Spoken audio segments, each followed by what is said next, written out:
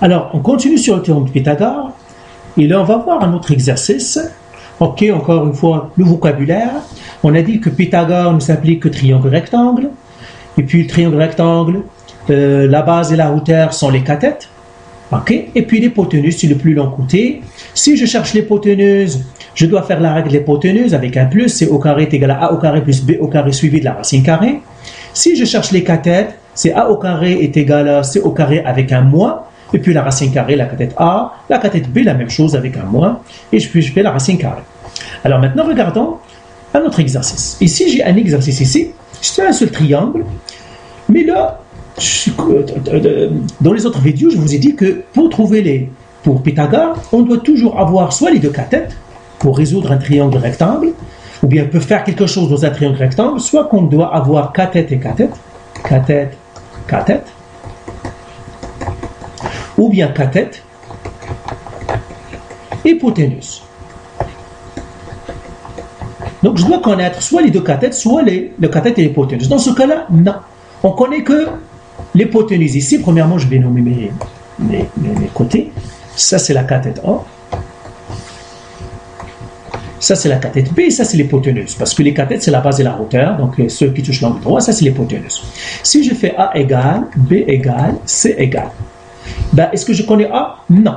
Est-ce que je connais B? Non. Mais je connais qu'ils sont égaux. Parce que ils ont mis deux barres ici. Le B, c'est M. Et le A aussi, c'est M. Parce que les deux côtés sont pareils. Et le C, c'est 14. Eh bien, ça, c'est suffisant. Pourquoi? Parce que j'ai une information de plus sur les cathètes. Donc, si on veut résoudre un triangle rectangle, soit que j'ai cathète, cathète, ou bien cathète hypoténuse, soit que j'ai cathète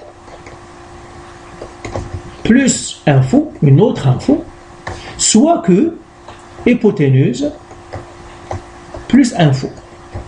Alors, dans ce cas-là, l'info, c'est quoi? C'est que les deux cathètes sont pareils. Parfois, ils vont me donner une autre information sur les cathètes. Mais généralement, vous aurez les deux cathètes sont pareils. Donc, quand j'ai les deux cathètes sont pareils, eh bien, je peux encore résoudre le rectangle. Et c'est ce qu'on va voir maintenant comment on fait. Eh bien, quand on connaît l'hypoténuse, et puis on ne connaît pas les deux cathètes, on va faire comme si on cherche l'hypoténuse. On va faire C au carré, elle est égale à A au carré, plus B au carré.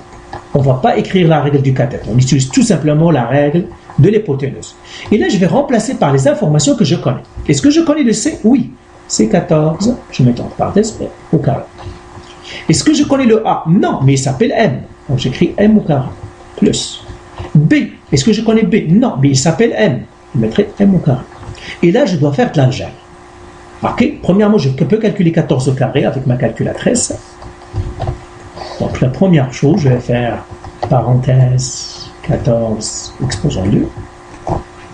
Ça me donne 196 qui est égal à M au carré plus M au carré. Alors maintenant, M au carré plus M au carré, c'est quoi? C'est 2 M au carré. Attention, il y a ceux qui disent c'est M à la 4.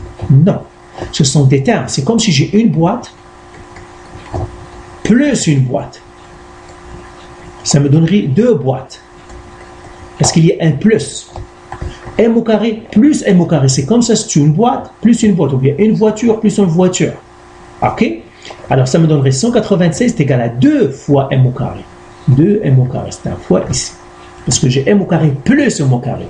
Attention, on n'ajoute pas les exposants. Les exposants, quand on a un plus, on ne les ajoute jamais. On les ajoute quand c'est un fois. Par exemple, si j'ai M au carré fois M au carré. Là, ça va faire M à la 4. Pourquoi? Parce que j'ai un fois. Ok? Et ça, c'est le PEDMAS qui me le dit. Hein? PEDMAS. Quand j'ai de plus, et ça, c'est division, multiplication. Addition, soustraction, je ne peux pas sauter d'ici à ici pour faire l'exposant. Non, parce que c'est trop haut.